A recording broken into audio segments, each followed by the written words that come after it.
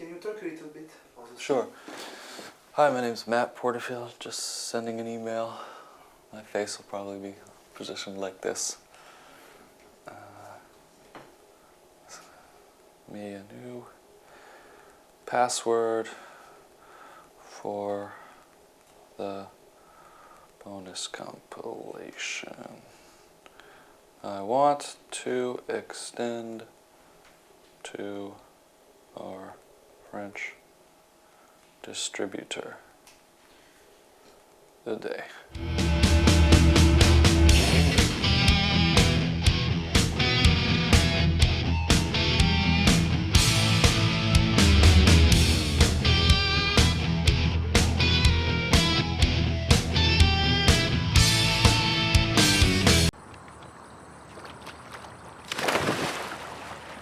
What the hell are you doing here?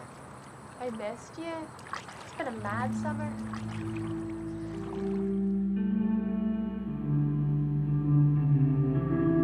You took down the naked lady?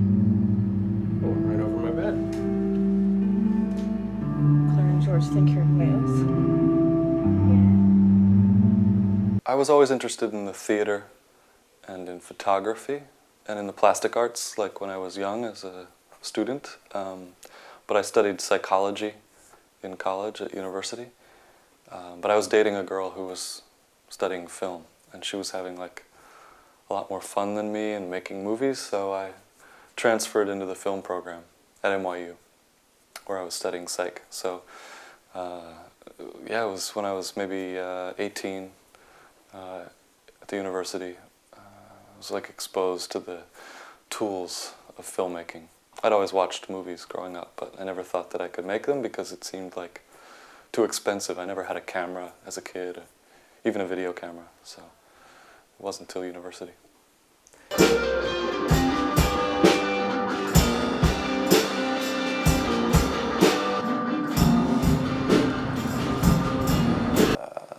I made this film about divorce because I'd lived through it twice, you know, when I was in my first year of college, not unlike character of Abby. And I used to be darker, my parents split up, so I was writing from that perspective.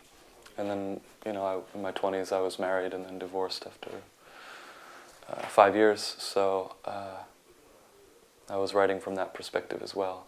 Of course, I wrote this with a collaborator, Amy Belk, who'd been married and divorced too, so it became, I don't know, felt like essential, necessary, vital to talk about this experience, but to do it in a kind of balanced way, which is something we hadn't really seen before.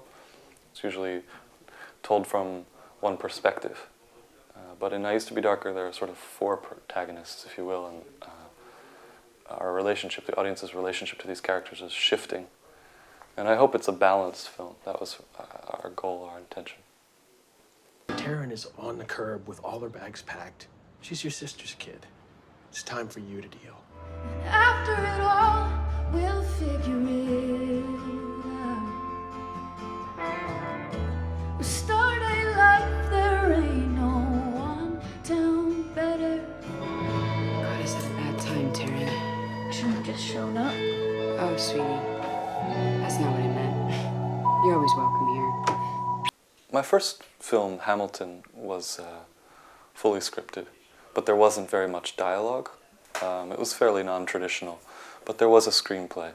And I was working on another when it became clear we couldn't find the money and made Putty Hill instead, which was largely improvised. I definitely like to work always with like a map, a sort of foundation, a structure in place. But for Darker, I wanted to embark on a screenplay that was well developed, more fleshed out, and I collaborated with another writer for the first time. So for me, each time it's like about finding new collaborators and trying to push myself in new directions. I don't want to do the same thing, you know. Raisin American. Raisin American. Raisin American.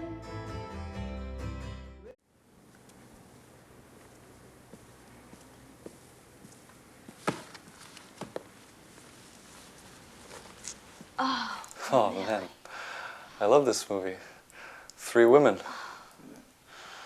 This is cool. Shelley Duvall, Sissy Spacek. Incredible interiors.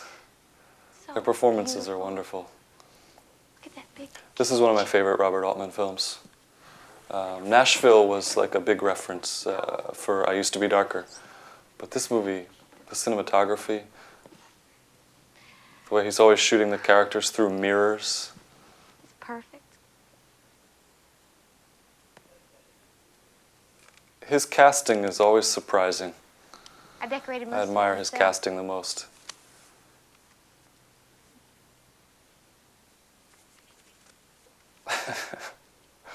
But yeah, Shelley Duvall's interior. It's so specific. She's such a homemaker. She's so sweet, but yet she's also I told like you about Edgar. No, not the ambitious, pink eye. Oh, you mean competitive. colors. Yeah. We worked on I Used to Be Darker with a very experienced production designer, He is. scenic designer from He'd like to Nashville, be. who He created a always has lot to of those walk interior into it. But I'm not spaces going to go out with him until he gets over from that scratch. I color. mean, Abby's bedroom, for example, which is kind of reminding me now of the interior of Shelley Duvall's apartment, was completely fabricated. He was brilliant. I mean, like, to collaborate with a production Have you seen designer Pecker? that Yeah. studies the character on the page and then, you know, makes choices to This is sort our of bedroom. bring them to life through physical space This is was, my closet. was very That's inspiring. your In the closet. past, I've always just chosen locations that were evocative, that, Yeah.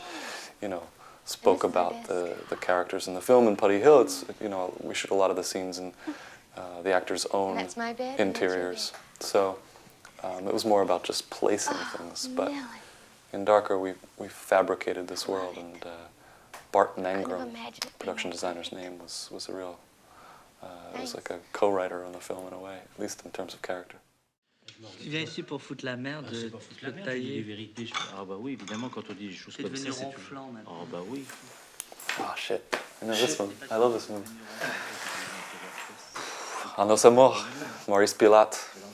First image you already. I mean, Sandrine Bonnaire, that's her first film. Quand on a passé ça, I love this movie. This movie is an endless source of inspiration. Here's Maurice Pialat. He directs the film from the inside as an actor. His approach to the camera is so j'ai lu, je dis pas que ce soit vrai. elegant. It's focused first, I think, on the performance. It's all for the performance, but it moves effortlessly. I've never seen better two shots or shot reverse shots. You know, in the U.S. we see a lot of like characters with a little bit of the shoulder in frame. Here he slips in and out of them in a very graceful way. But mainly the thing about this film is Sandrine Bonnaire. Dire que c'est les autres qui sont Her performance is tremendous. The story tristes. Tout ce que vous of faites, this c'est triste. young woman's coming of age, Vous mariez avec une bonne femme dont le frère vous insulte ou vous laisse insulter. it's a reference point in terms of like Puis prête theme pour arriver à ce for me. que maintenant, t'es content? Allez, I showed this movie to both of the young actors in I Used to Be Darker, Hannah Gross and Dara Campbell, before we shot the film. I also love We Won't Grow Old Together. That was a reference for I Used to Be Darker too. Bill's here. So? Well, he's here with Jean. Oh, that sounds like bad news. What Oh are you shit. going to do? I recognize Catherine Well, I Deneuve, guess I but gotta tell her, don't I? it's in English. You can't bring Is the this? to work, Selma. Oh my god, this is, fuck, it starts with an M. Oh no. Wait, that's Bjork? Is this Dancer in the Dark? Yes. Oh man. You know, I haven't seen this for a long time. The performances are really interesting. They look like really like disjointed, like this feels fully improvised. And it doesn't quite work, which is why it's like tense. I like that though. I'm not a huge Lars Von Trier fan, no. I don't like his portrayals of women. To be honest, I feel like he always creates this like women who have to like suffer all this abuse and I don't know. He's preoccupied with, I feel like, very primal and outdated gender politics. When I first learned about the movement, the ideas, the laws, if you will, the Dogma 95, I was a student still at NYU, so I hadn't really made any films. But I think about them. I mean, I like the idea of setting a number of limitations or restrictions on your filmmaking, rules, if you will, you know, which you can break, but give you a kind of a formal, rigorous sort of, I don't know, structure framework. So that interests me. I feel like the ideas behind Dogma were very influential for filmmakers of my generation. You know, like Harmony Korine made a Dogma film with Julien Donkey Boy, but I feel like, you know, a lot of the kind of mumblecore, even if maybe less rigorous than the Dogma films, set rules for themselves, which are of a kind of limited economy, and I like that.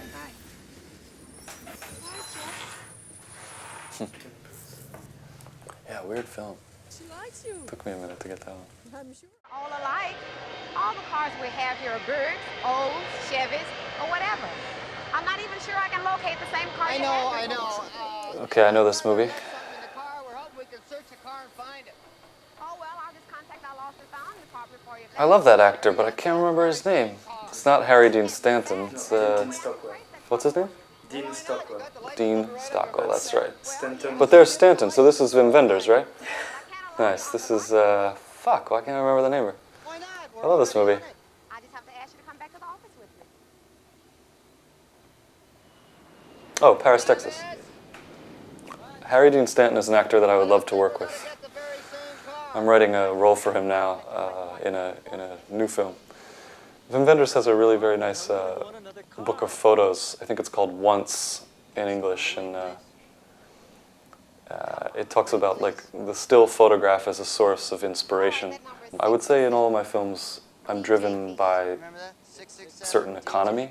I know we have limited resources, limited time, and I also work with actors who are new to the screen, who've never been in a movie before, so I tend to favor letting the scene unfold in the master, which is why we set the frame, which is usually wide, are careful about the composition, and then give the actors enough room to like move around.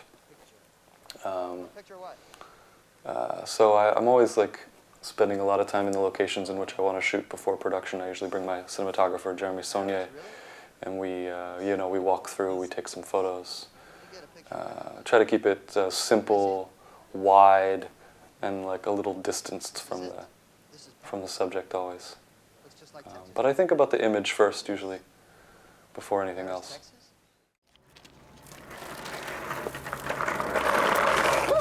Here you go, Pecker man, special delivery. Whoa, man, where'd you get this? I got my Pecker. This is John Waters. I have to, it was an obligation. Nice Baltimore film. Oh! Okay, so this guy on the left, I totally forgot his name. No, I should know it. It's Brandon Sexton III, who was in a film called Hurricane Streets, set in New York. I quite like him. And then, of course, thanks, you have the amazing Edward Furlong.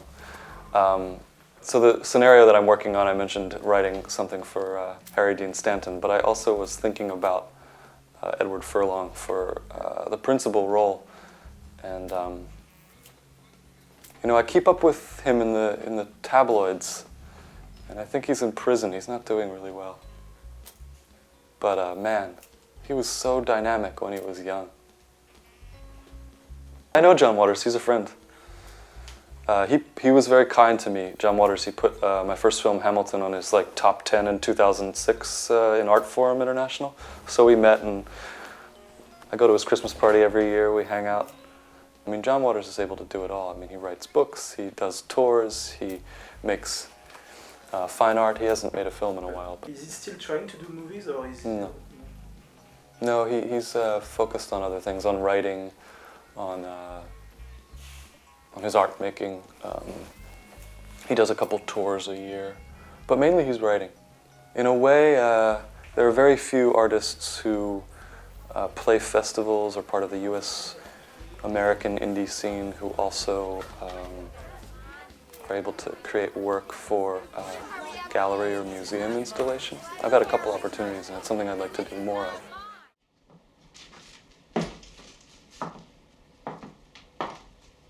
Do you have a vacuum cleaner? What? It's really dirty in here.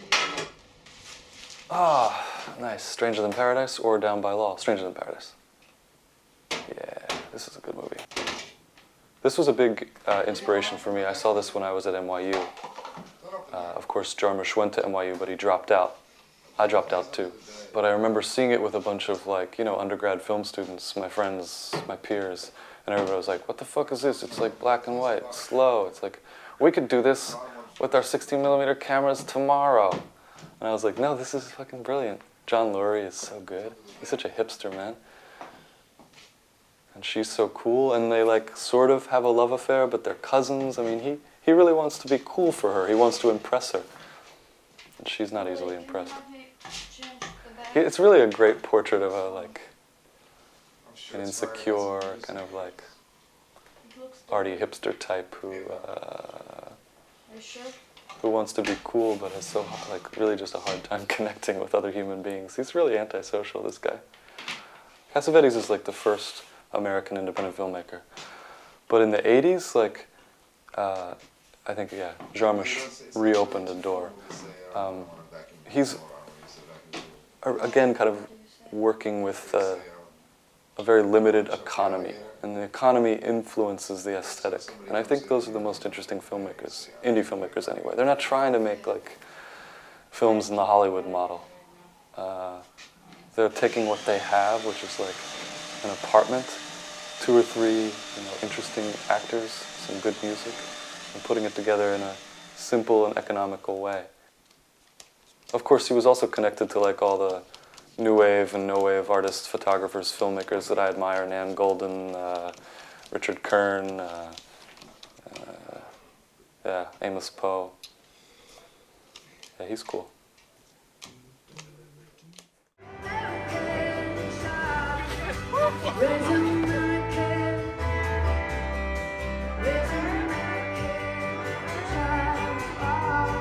My new film has a genre angle.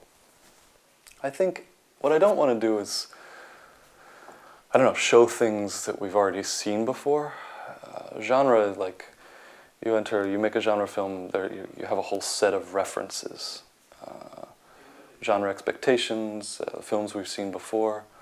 The challenge of reinterpreting them, reimagining them, playing with them, taking the rules, breaking them, is appealing, but I find too often, when I watch, a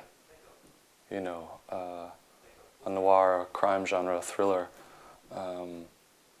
my expectations for what's going to happen and what's delivered are too much in line. I can anticipate everything. So I don't know. I think it's important to explore because in the US, it's really hard to finance dramas. Genre films can find money.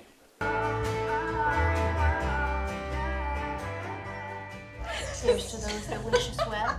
All the rest can go to hell. Amen.